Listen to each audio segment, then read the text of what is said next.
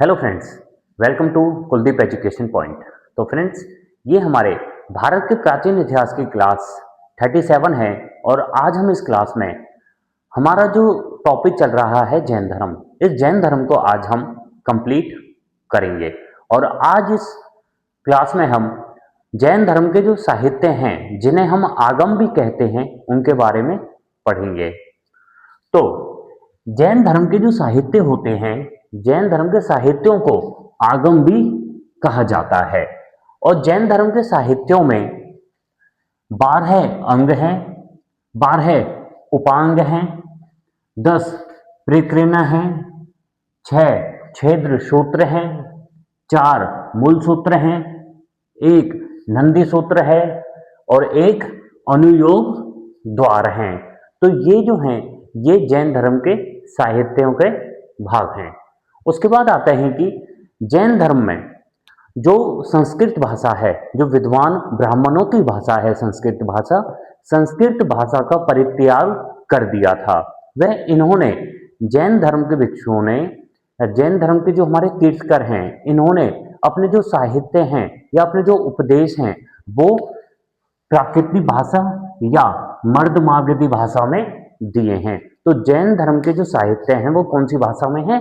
वो है हमारे प्राकृतिक व मर्दमागधी भाषा में है।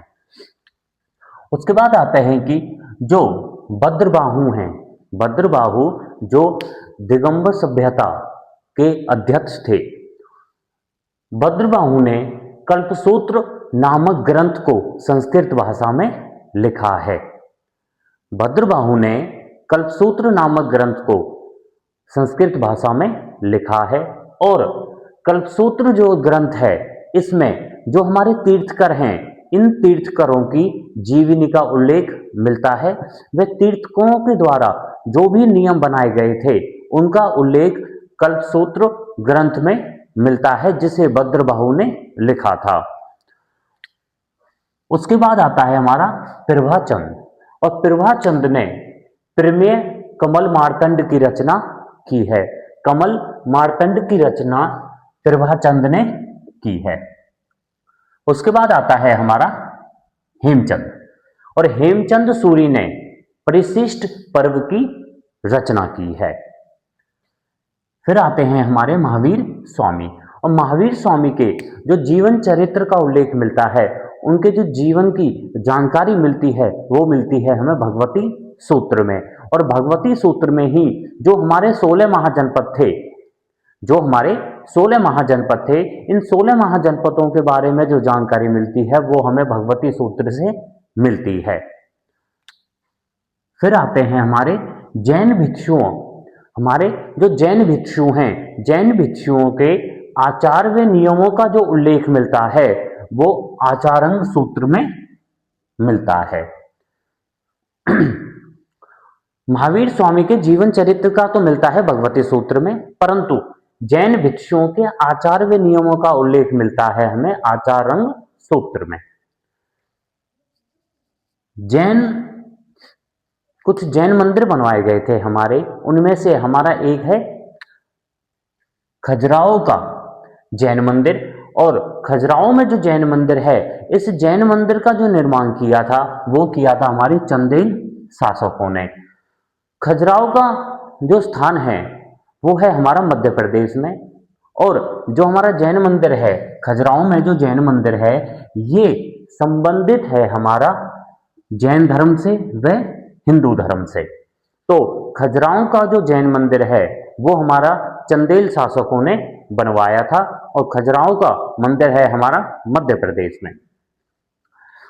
फिर आते हैं हमारे जैन धर्म ने जो अपने आध्यात्मिक विचारों को लिया है, वो लिया है सांख्य दर्शन से। मतलब जैन धर्म ने अपने आध्यात्मिक विचारों को जो ग्रहण किया है, वो किया है सांख्य दर्शन से। फिर आते हैं हमारे जैन धर्म का आधारभूत बिंदु है अहिंसा। जैन धर्म का आधारभूत बिंदु है अहिंसा, मतलब किसी भी जीव की हत्या नहीं करना। फिर आते हैं कि दिगंबर, जब प्रथम सभा हुई थी, प्रथम जैन सभा हुई थी और प्रथम जैन सभा में जब जैन धर्म को दो भागों में विभाजित कर दिया था, दो संप्रदाय में विभाजित कर दिया था, श्वेतांबर और आपका दिगंबर। तो उस समय जो श्वेतांबर संप्रदाय था, श्वेतांबर संप्रदाय में जो मोक्ष प्राप्त करने की विधि थी वो थी हमारी संलेखना विधि। और संलेखना विधि होती है कि उपवास के द्वारा भोजन छोड़कर प्राण त्याग करने की जो विधि है उसे संलेखना विधि भी कहा जाता है। मतलब उपवास द्वारा जब प्राण त्याग दिए जाते हैं जिस विधि से, उसे बोलते हैं संलेखना विधि। फिर आते हैं कि कर्म फल का विवेचन किस ग्रंथ में है, तो वो है हमारा विभाग शुभम सुत ग्रंथ में। विभाग सुत ग्रंथ में हमारा कर्म फल का विवेचन है।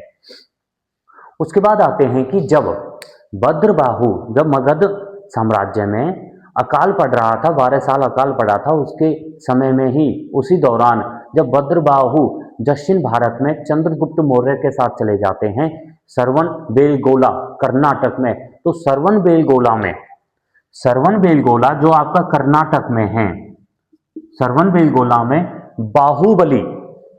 बाहुबली की विशाल मूर्ति है और ये संबंधित है जैन धर्म से। बाहुबली को पार्श्वनाथ जी के पुत्र भी कहा जाता है। बाहुबली को पार्श्वनाथ जी का पुत्र भी कहा जाता है। और बाहुबली की जो मूर्ति है, बाहुबली की जो मूर्ति है, इसके जो रचयिता हैं, जिसने इसको बनाया है, जिसको स्थापित किया है, वो है हमारे चामुंडे राय।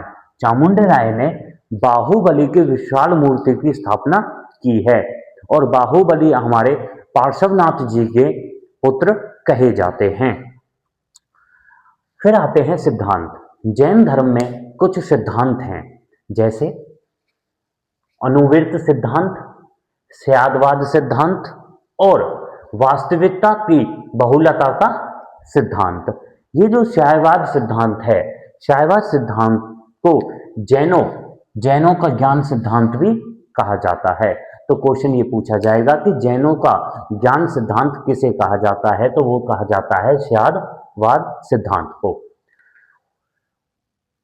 उसके बाद आता है कि जैन धर्म किस विचारधारा में विश्वास करते थे, तो जैन धर्मों की जो अपनी विचारधारा थी वो स्यादवाद, सप्तभंगनीय, जिसे अनेकानाथवंद भी कहा जाता है, वह न्यायवाद भी कहते हैं।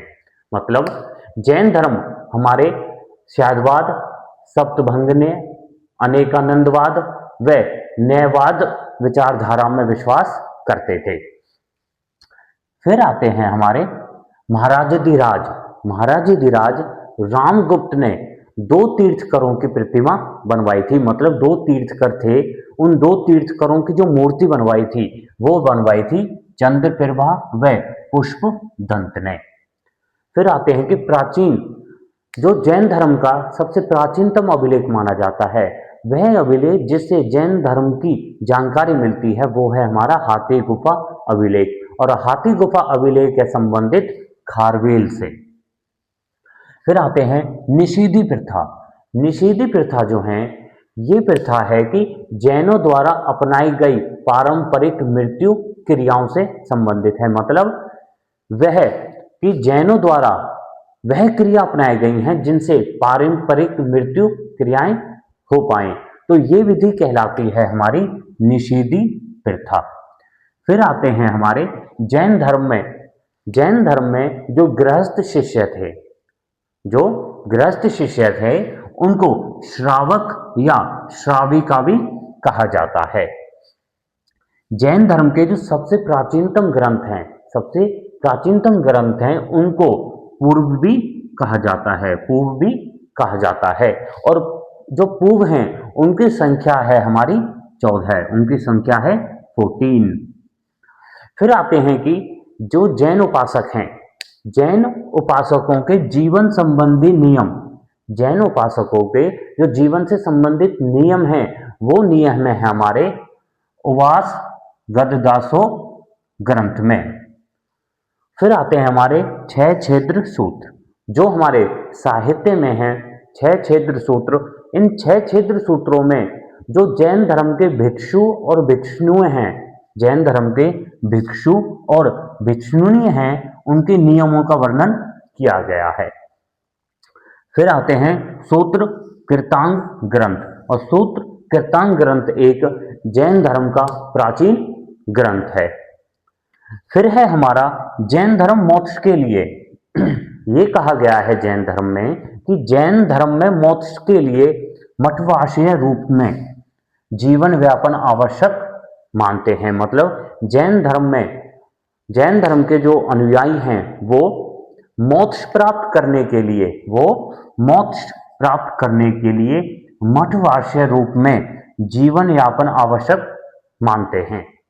फिर आते हैं हमारा कि दिलवाड़ा, जो दिलवाड़ा का जैन मंदिर है, दिलवाड़ा जैन मंदिर है जो माउंट आबू में है, राजस्थान में है। इसकी जो स्थापना करी थी वो करी थी सोलंकी वंश के राजाओं ने या सोलंकी शासक ने। उसके बाद आता है कि मथुरा में कुछ मूर्तियां भी मिली हैं जैन धर्म से संबंधित, जैसे मथुरा में कंकाली टीले से प्राप्त मूर्तियां संबंधित हैं जैन धर्म से। तो जैन धर्म की कुछ मूर्तियां मिली हैं मथुरा में और मथुरा के कंकाली टीले से। फिर आते हैं कि सबसे प्राचीन जो जैन कांस्य मूर्तियां मिली हैं वो मिली हैं चौसा से। जैन धर्म में हमारे जो सबसे पहले तीर्थकर हैं वो हैं हमारे ऋषभदेव, और जो चौथे तीर्थकर हैं अभिनंदर, ऋषभदेव जी और अभिनंदर जी का जन्म स्थान अयोध्या माना जाता है। फिर आते हैं कि जैन विद्वान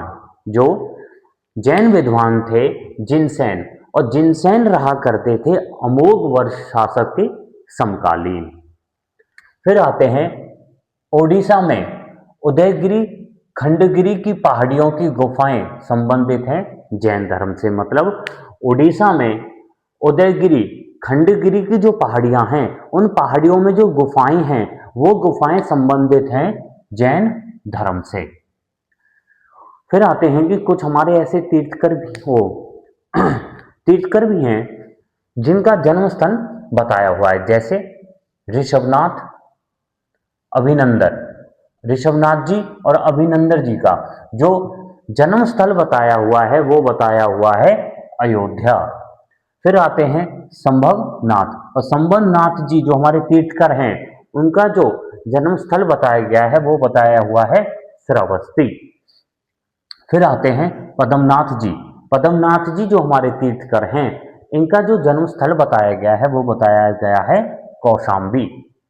फिर आते हैं पार्श्वनाथ जी जो हमारे 23वें तीर्थकर हैं। तो हमारे जो पार्श्वनाथ जी 23वें तीर्थकर हैं इनका जो जन्म स्थल बताया गया है वो बताया गया है काशी। फिर आते हैं महावीर स्वामी, और महावीर स्वामी का जो जन्म स्थल बताया गया है वो बताया गया है वैशाली। उसके बाद आते हैं कि जैन धर्म के कुछ प्रमुख सिद्धांत हैं। तो जैन धर्म के प्रमुख सिद्धांत हैं हमारे दार्शनिक सिद्धांत, व्यवहारिक सिद्धांत और सामाजिक सिद्धांत। दोबारा देखिए, जैन धर्म के 3 प्रमुख हैं। कुछ हमने जैन धर्म के सिद्धांत इधर करे हैं, कुछ हमारे जो प्रमुख हैं वो हैं हमारे दार्शनिक सिद्धांत, व्यवहारिक सिद्धांत और सामाजिक सिद्धांत। तो फ्रेंड्स, ये थी हमारे जैन धर्म की अंतिम वीडियो। हम अपनी अगली वीडियो में मौर्य वंश को स्टार्ट करेंगे। Thank you.